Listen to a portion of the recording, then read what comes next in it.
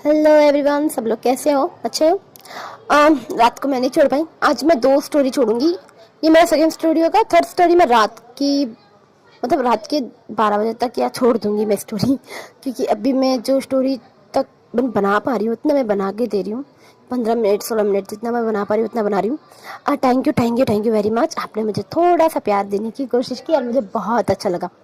एक जन ने मुझे मैसेज करके कहा जी हाँ दीदी, आप नेक्स्ट पार्ट भी लाओ।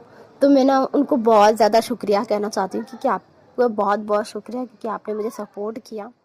आपके बहुत बहुत शुक्रिया, मुझे आपने सपोर्ट किया। मुझे आप सबका बहुत बहुत शुक्रिया मुझे सपोर्ट करने के लिए।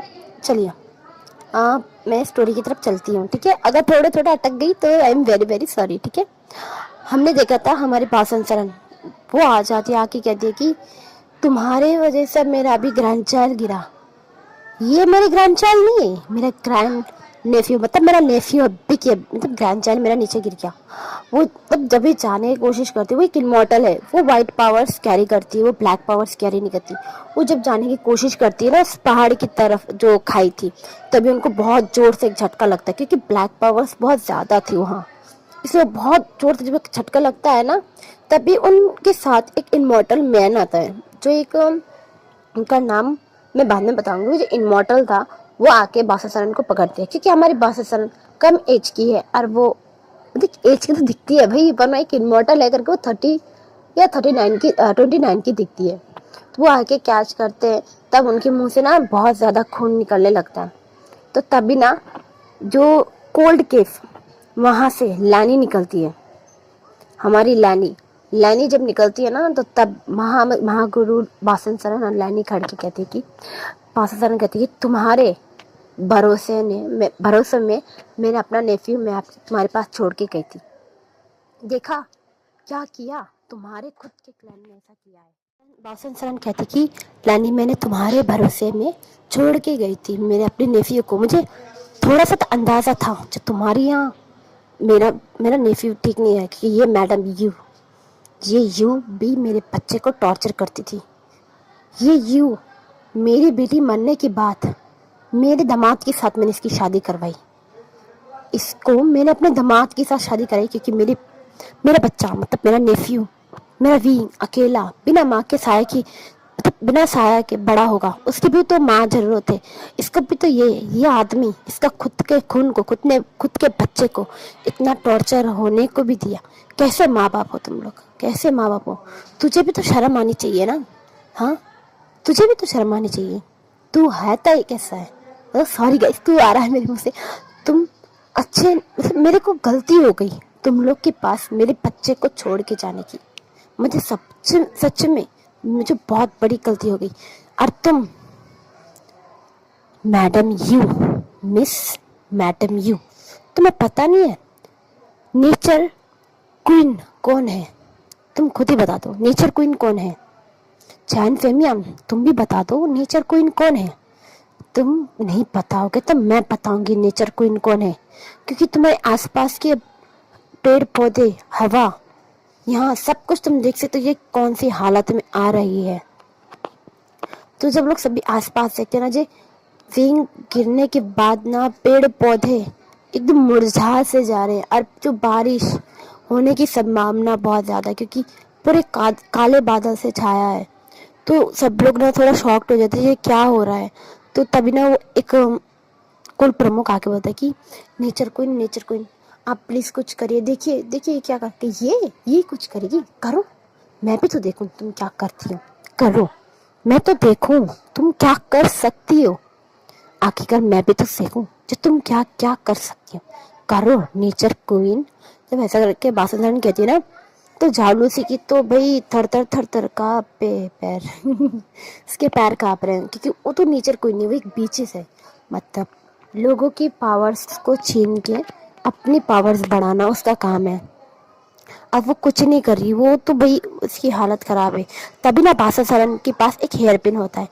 वो हेयर पिन को खोल के ना उसके ऊपर जब कट लगाती है ना, मतलब अपने हाथ पे कटर लगा के वो खून जब झाड़ू से ओर फेंकते, तभी भाई उसकी जो काले बाल थे वो सफेद बाल में तब्दील होने लगती है। सब लोग मिलकर ना देखते हैं कि मतलब उस जाओ लूसी के बाल काले से सफेद होने लगे, क्योंकि जब एक मतलब जिस कल्टीवेशन वर्ल्ड में एक ब्लड रिलेटिव होते हैं ना, जो एक खून के रिश्ते में होते हैं ना, उनका खून अगर दूसरे के ऊपर जाता है, एक प्योर ब्लड, जैसे कि वो एक वाइट पावर्स कैरी करता है, अगर उसके अंदर से अगर खून किसी ऊपर के जाता है तो उनको पता चल जाता है, क्योंकि डीमंस प्योर ब्लड जो होते हैं ना, जो अच्छे काम करते हैं, जिसके पास वाइट पावर्स होती है, नेचर का पावर्स होती है, गॉड के पावर्स होती है, उनके जो ब्लड है ना वो नहीं रख पाते, सहन नहीं कर पाते, उनका बॉडी जलने लगता है। तो जाओ लूसी के साथ भी ऐसा ही हो रहा था।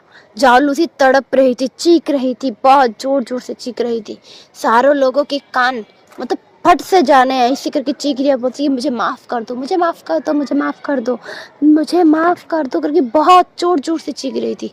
तभी बासन शरण कहती कि तेरी वजह से तू एक बीच एक बोली तू एक डीमन, तेरी वजह से मेरा चाइल्ड मेरा बच्चा अब उस काले अंधेरे पहाड़ के नीचे है, उस खाई में है जिसे मैं नहीं निकाल पा रही हूँ। लानी तुम कोशिश मत करो, क्योंकि मैंने तुम्हारे भरोसे में मैंने अपने बच्चे को छोड़ा था।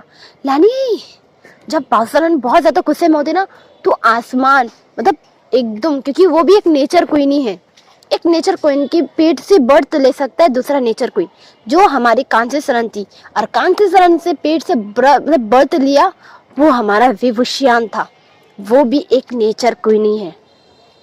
जब हमारी बासन सरन बहुत जोर से चीखती है ना, तो हम जो आसमान, पेड़ पौधे सब अचानक से मुरझा से जाते हैं, जो जमीन है ना वो फट से जाते हैं, जैसे कि उनके अंदर कोई जान ही नहीं है। और आराम आराम से ना जो रंगीन दुनिया थी, रंगीन कल्टीवेशन सबके ऊपर जाना चाहता था, जो रंगीन है पूरी दुनिया, वो बेरंग में रंगने लगती है। इंसानों की जिंदगी में रंग बहुत ज्यादा होती है, रिश्ते में भी रंग ज्यादा जरूरी होती है, हर एक चीज में रंग ज्यादा होती है। अब आराम आराम से ये रंग बेस्वाद ये सभी उठते हुए चली जा रही है, क्योंकि यहाँ हमारा विंग ही नहीं था, क्योंकि विंग उस खाई में था। हो सकता है वो बच गया है या मर गया, ये किसी को नहीं पता, क्योंकि सब लोग सोच रहे कि इतनी ऊंचाई से जब गिरा है तो बचा नहीं होगा। और हमारी विंग को पता ही नहीं, जो वो एक नेचर क्वीन है, वो उसके पास इतने पावर्स है, उसने अपने पावर्स को भी जाना नहीं था। और हमारे विंग्स के पास एक स्पेशल आइस थी जो उसकी मदर में थी, और वो है हमारे विंग के माथे में एक चिन्ह जो एक डायमंड का तरह था। और उस चिन्ह को हमारे विंग एक माथे में रॉकेट जो होते ना, हम लोग जो माथे में जो एक सेट पहनते ना, माथा की टिकली जैसी एक सेट पहनते ना, वैसा एक सेट उसके सर में हमेशा लगा रहता था, इसलिए कोई जानता नहीं था। सिर्फ लान वांगजी ने ही देखी थी, क्योंकि उनके साथ वो सब हुआ है भाई, तो आयुवान आया कहाँ से होगा, सब देखा है, लान वांगजी ने देखा है। तो तब है ना हमारा बासन सरन फिर से कर्ज कर देती है उन सभी को, जो तुम लोग की दुनिया खुशहाल नहीं रहेगी कभी भी, ये दुनिया ये बेरंग में रंग जाएगी, तुम लोग की जिंदगी एक पत्थरों की जैसी जिंदगी रह जाएगी। तुम लोग जो हमेशा नाश करते हो ना ब्लैक पावर से, तुम्हारी दुनिया एकदम ढक से जाएगी। जब ये कर्ज करती है ना, तो बुलानी जाके बोलती नहीं पासन ऐसा मत करो, कि नहीं मैंने बहुत बर्दाश्त कर ली, इस युग की वजह से मेरी बेटी की डेथ हुई, और उस बिच की वजह से मेरी बेटी की डेथ हुई। इन दोनों ने साजिश करके मेरी बच्ची को मार दिया। मैंने कुछ नहीं किया, क्योंकि मेरी बेटी ने मना किया था, जो उसको भी एक माँ का प्यार चाहिए। हो सकता है हमारे जो जैन फैमिली है ना, वो हमारी कांग्रेसन से प्यार नहीं करते थे, वो सिर्फ एकदम इंटरेस्ट नहीं थे, क्योंकि उनकी रिश्ते की बात जो जैन फैमिली के फादर थे ना, वो चाहते थे, क्योंकि बासन सरन के साथ उनकी रिश्ता करके कांसी सरन की शादी करी थी। और यहाँ जैन फैमिली को पता भी नहीं था जो बासन सरन की बेटी थी कांसी सरन। उनको पता है ये एक रास्ते से उठाई हुई एक औरत है जिससे उसकी शादी करा रहे उसके पिता, क्योंकि वो थोड़े लफंगे टाइप के थे, हमारे जैन फैमिली थोड़े लफंगे टाइप के थे। उनको रास्ते में लाने के लिए उन्होंने शादी करवाई, पर वो तो मैडम यू से प्यार करते थे। उनके घर में वो हमारे जो विंग पैदा होने से पहले उनके 2 बच्चे थे, जैसे कि आचिंग और यानली तो विंग से बहुत प्यार करती थी, उसके ऊपर जान उठाती थी। पर आचिंग उसकी माँ की बातें सुन सुन के विंग के ऊपर उसकी नफरत बढ़ती जा रही थी। जब ये सब पता चला जो बादशाह सरन ने जो जो कहा तो सभी को ना बहुत रोना आया, क्योंकि उनके हर एक आंसू से पानी निकलने लगी। और हमारे विंग के ऊपर बहुत टॉर्चर करती थी हमारी मैडम यू, बहुत टॉर्चर करते, और विंग हर एक टॉर्चर को सहता था। वो नहीं चाहता था जो किसी को बताए, वो अपने अंदर ही दफा के रखता था। क्यों? एक दिन ना एक दिन उसकी माँ उससे प्यार करेगी, पर उसे नहीं पता था ये एक स्टेप मॉम है। उसको लगती थी ये उसकी खुद की मदर है, पर उसको नहीं पता था ये इसकी स्टेप मॉम है।